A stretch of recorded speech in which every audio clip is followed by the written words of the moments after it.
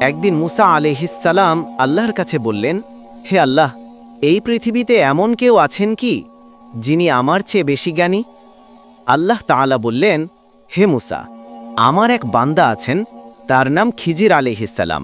আমি তাকে বিশেষ জ্ঞান দিয়েছি। মুসা আলাইহিসসালাম বললেন, হে আল্লাহ, আমি তার সাথে দেখা করতে চাই।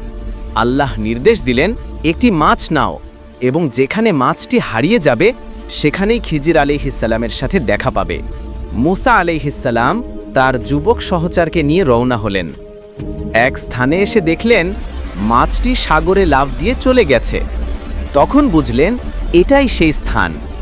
তারা সেখানে খিজির আলাইহিসসালামকে পেলেন। মুসা আলাইহিসসালাম বললেন, আমি আপনার সাথে থাকতে চাই, যাতে আপনার জ্ঞান থেকে শিখতে পারি। খিজির আলাইহিসসালাম বললেন, আপনি ধৈর্য ধরতে পারবেন না।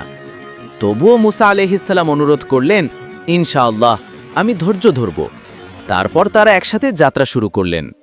প্রথমে তারা এক নৌকায় উঠলেন। খিজির আলাইহিসসালাম নৌকাটিতে ছিদ্র করে দিলেন। মুসা আলাইহিসসালাম অবাক হয়ে বললেন, এটা কি করলেন আপনি? খিজির বললেন, আমি তো বলেছিলাম আপনি ধৈর্য ধরতে পারবেন না।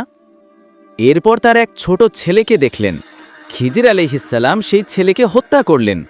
মুসা আলাইহিসসালাম চিৎকার করে উঠলেন, এটা কি করলেন আপনি? খিজির আলাইহিসসালাম বললেন, যদি আর প্রশ্ন করেন তাহলে আমাদের মধ্যে বিচ্ছেদ হবে।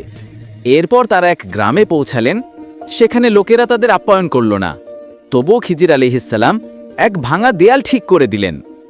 মুসা আলাইহিসসালাম বললেন, আপনি চাইলে পারিশ্রমিক নিতে পারতেন।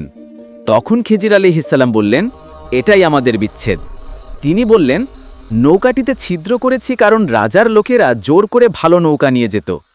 ছেলেটিকে হত্যা করেছি কারণ সে বড় হয়ে তার বাবা মাকে কষ্ট দিত। আর দেয়ালটি ছিল এতিমদের। এর নিচে তাদের ধন ছিল। আল্লাহ চেয়েছেন সেটা ভবিষ্যতে তারা পাক।